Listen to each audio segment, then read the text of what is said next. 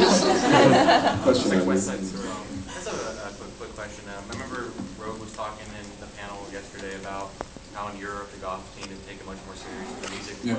Do you think that's happening in America? Like we're going to get so accepted in modern society that the music will be more widely promoted, fashion will be more widely promoted, etc.? I don't think that's actually a question as far as like the scene getting bigger. That unfortunately I think lies with the music industry itself and the shape that it's in right now. I don't think anything's getting widely promoted right now unless it's absolutely bankable. I have a pretty specific opinion on that, and I state this as my opinion and not Rogue's or the band's at all, just to make that clear. I think that in the mainstream, as far as the music scene is concerned, people like the look of goth. They think that the look is really cool, i.e., you know, all the little emo kids you see running around, all that kind of stuff.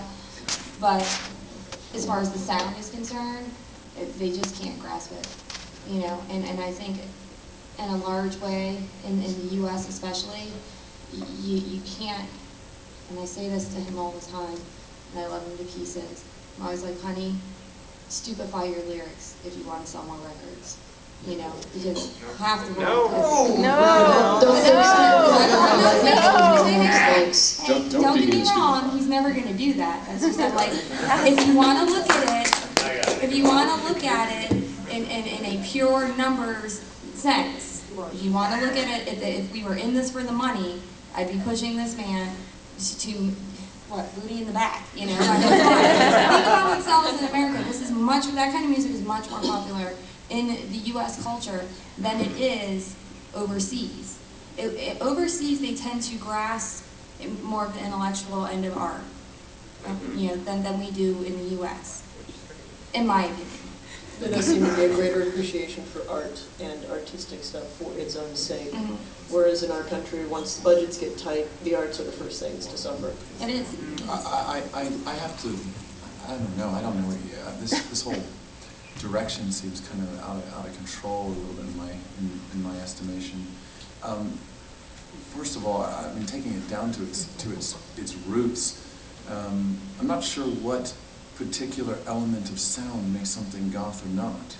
And you know, really, it goes back to what I was saying to begin with. It is that that direction of sentiment that really defines something as being, you know, directed towards the scene or part of the scene.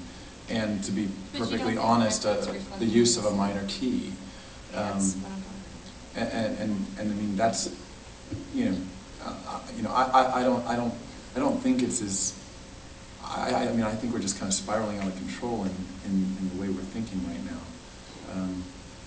I actually see more, oddly, on the club scene, I actually see more mainstream stuff sneaking into clubs. I agree. You know, there's a lot more of the reverse happening on our end, and I think, to one sense, it's because goths have kind of, you know, have a sense of humor now about more things. I mean, they'll laugh, but they'll dance. You know, when it comes down to it, music is music, regardless of, you know, if it's, you know, somebody uber goth who stands in a corner and screams into the mic with smoke behind him, or if it's some, you know, poppy little tart jumping around on the stage. If it's danceable, it's danceable. We have a night in Tallahassee that we do, and one of the problems that we had was goth nights have just consistently failed, or run such a low number of people that they are not commercially viable. So you get a club, the club is willing to get behind a concept, and 45 people come in the first week, and then every week after they're you're just losing people because they're a little aggravated. They didn't hear such and such a song, or they didn't like the way this was, or they didn't like the way that was.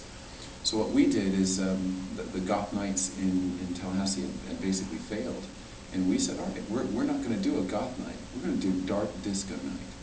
And dark disco night is gonna have as one of its major elements, you know, goth and industrial music, but it's also going to incorporate elements of techno, elements of pop, elements that you know can hold down the mainstream. Well, the thing is that the turnouts in Tallahassee, Florida, on a Monday night are between 160 and 250 every single week.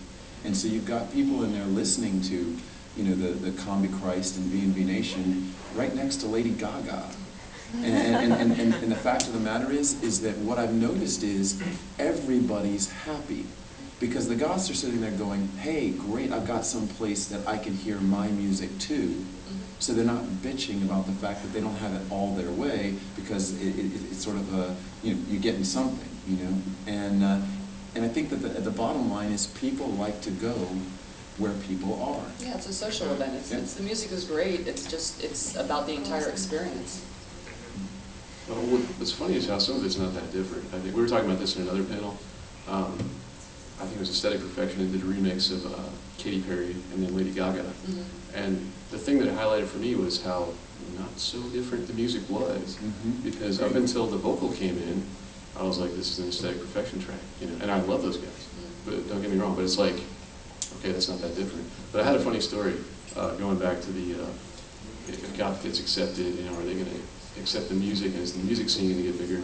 I got into this argument with a guy, basically, I don't want to get into the details, but it was basically over, ideally we want people that come to a goth night to be there because they love the music and the culture, and not because, they dress that way, and they're just, But he said, well, y'all don't even play real gothic music, y'all just play a bunch of 80s cut-yourself stuff. I was like, what do you think gothic music sounds like? Where do you think it came from? Like, what 80s cut-yourself music? Well, you probably just described orthodox gothic rock, as a lot of people want to hear, so I thought that was really funny. But 80s cut-yourself music, so I'm going to put that on the flyer. A new label, yay! Like a floating question out here.